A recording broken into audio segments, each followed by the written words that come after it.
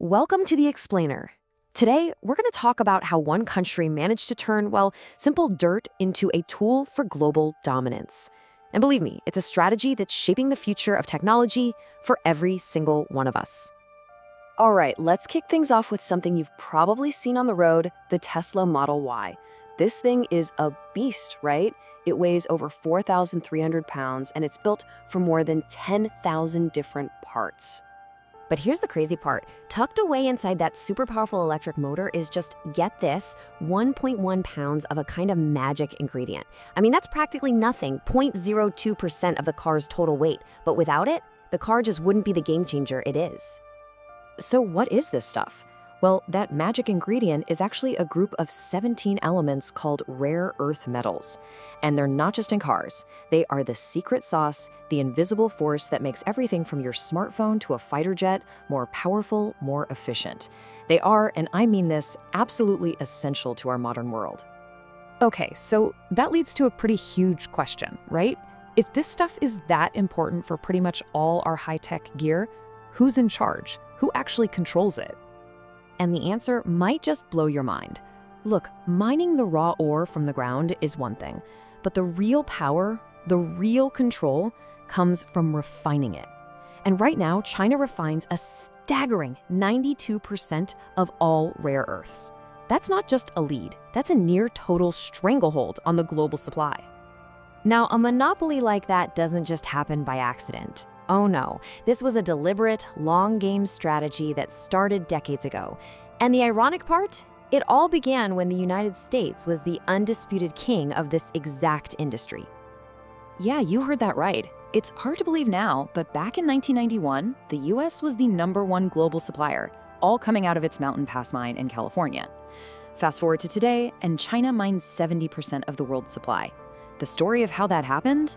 Well, it's a masterclass in strategic thinking. See, China saw where the puck was going decades ago. They knew these minerals were the future.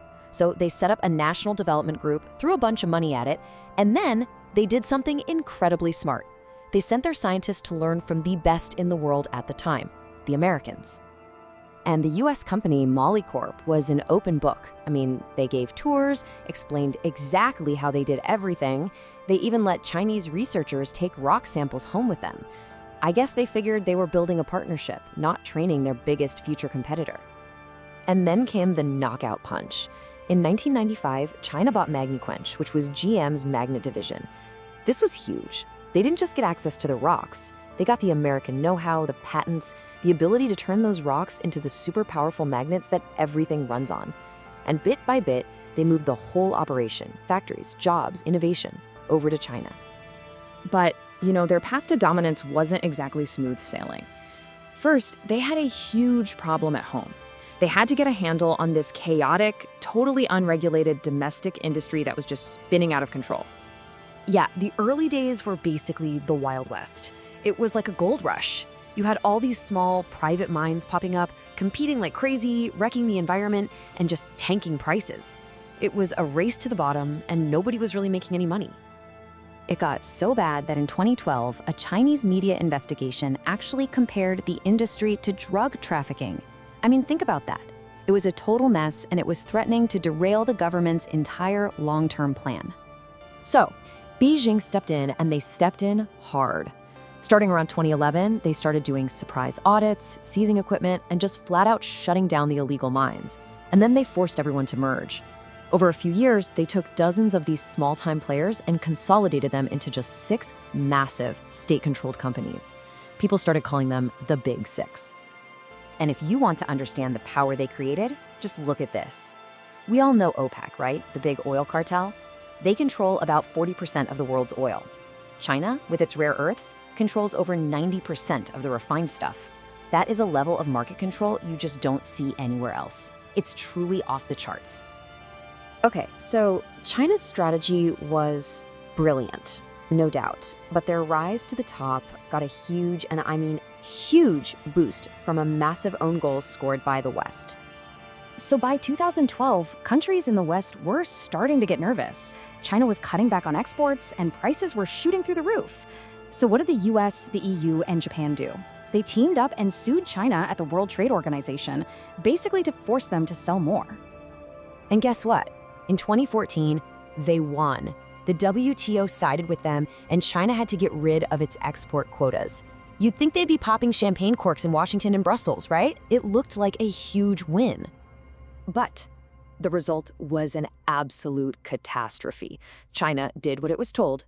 The market was flooded with rare earths and prices completely crashed. And that American company, Molycorp, back at the Mountain Pass mine, they went bankrupt. So the West's big legal victory actually killed its only major producer and cemented China's monopoly even further. Just wow.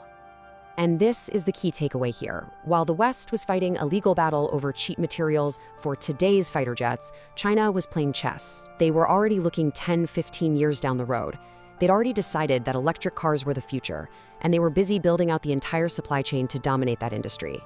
Which brings us to right now. Why does all this matter so much? Well, because by cornering this market, China essentially holds the keys to the future of tech. And for everyone else, playing catch-up is going to be a whole lot harder than it looks. Just think about it. Pretty much every major leap forward we're excited about, electric vehicles, AI data centers, wind turbines, advanced robots, all of it, every single thing, depends on having a steady, reliable supply of these rare earths. And you can't just flip a switch and build a new supply chain. It's not just about digging new holes in the ground. China has decades of expertise that the West has lost. And here's the other big thing. Refining this stuff is a dirty, toxic business. China has been willing to take on that environmental cost. In the West, with all our regulations, it's 2 to 4 times more expensive just to get started. So it all leaves us with this one kind of scary thought. By playing the long game, by turning simple dirt into a tool for dominance, China has built up a kind of leverage that almost no one can match. And that power doesn't just shape markets, it gives them a huge say in what the future is actually going to look like.